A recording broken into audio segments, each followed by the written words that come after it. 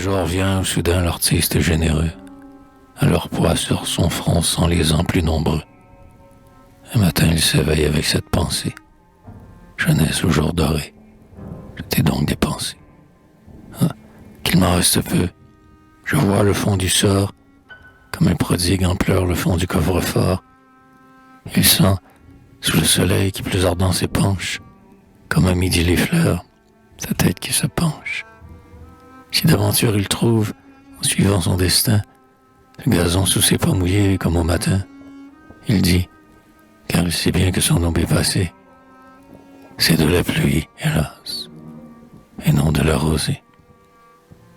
En effet, son génie est plus mûr désormais, son aile atteint peut-être de plus fiers sommets, la fumée est plus rare au foyer qu'il allume, son astre au monté soulève moins de brume.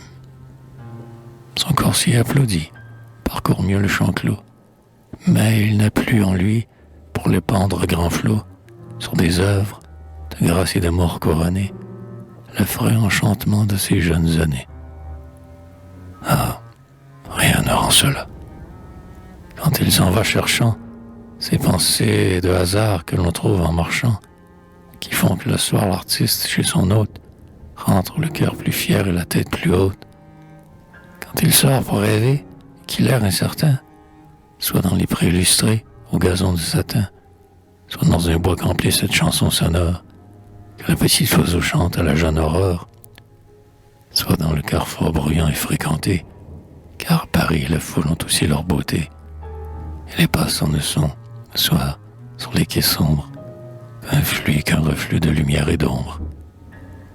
Toujours, au fond de tout, toujours dans son esprit, même quand l'art le tient, l'enivre et lui sourit, même dans ses chansons, même dans ses pensées, les plus joyeusement écloses et bercées, il retrouve, attristé, le regret morne et froid du passé inaperçu, du passé, quel qu'il soit.